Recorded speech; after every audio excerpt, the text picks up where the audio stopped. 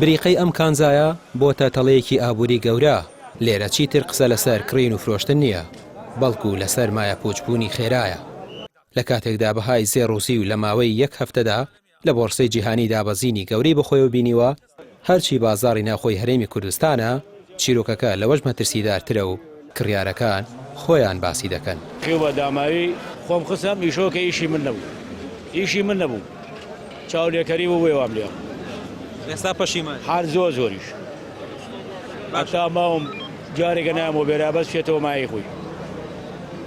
ئێستا یعنی لە بچێتە 37 فرۆشی وەڵانە وەڵا لە 37 زۆر سەرایە باخوات زۆرە ڕازەرە. ئێستا لەوانە لە ئیشوکاریش بوو بێت یادی ئارەوەڵا جگە لەوەی کە زەرەرەکەی لە ئیشوکاری لەو زەرەرە لە ئیشوکاریش بوو ئارەوەڵا چاڕینەوەی لە بەشم شێز سەرکەوێت دانی چیە بێ چینە تا ئێستا سعر نییە می ناخۆیەمانە هەڵابێتی خەڵکی تایە لە ژیانیان نازانێ زیو چی ئەلم بازاڕە زیوی بینیم پارە زۆریە پارە زۆری خەڵکێکە پارە لە وڵاتە زۆرە ئەگەر پارە زۆری نەبێ پارچیاسن ماقولە 50 وەرەقە بکات بێغەیری ئەم بازاڕەوە بێغەیری زەڕەنگەر و ئەوانەکە ئیشی زەڕەنگەر و ئیشی زیوەکەن بی بە بۆ هەر شوێنێکی تر 10 وەرەقە نانێ پارچەیاسنە بەدە خەڵکی هەمی ماڵکاوت خەڵکیش ئار نانێ کاکە ناڕوە واز بێنە ئیشی تۆ نییە 28 ساڵێ لە بازاڕێ $1 دوکانە نەشت کڕیوە لەبەرەوەی بە ئیشی خۆتی نازانی ئیشی من نییە شتێکە ئیشی من نەبوو دەستی بۆ نابوو. جیاوازی نرخی ناوخۆ لەگەڵ بۆرسەی جیهانی گەیشتۆتە نزیکەی $1000 بۆ 1 کیلۆ زیو. ئەم بۆشایە گەورەیە وای کردووە زیانەکان گەورەتر بن. مامەڵەکار هەیە تەنیا لە 3 ڕۆژدا $6300 زیانی کردووە.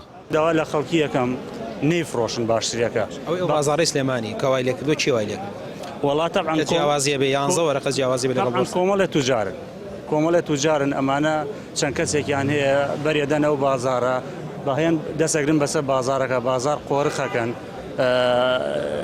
وا لە خەڵکیەکەن ئەم ئیشارەت بۆەکە و ئیشارەت بۆ ئەوەکە بۆی وا لە خاتەدا بەڵێ ئەمە جۆرێکە لە فێڵکردن لە ئەوە داوە بەڵێ جۆرێکە لە فێڵکردن لە خەڵک بۆیە ئەم خەڵکە فەقیرە کەوتووەتە داوی ئەوانە و دوێنێ لە سیە معاملەی پێکراوە دووە معاملەی کراوە دوای نیم سەعات بۆ بە 37.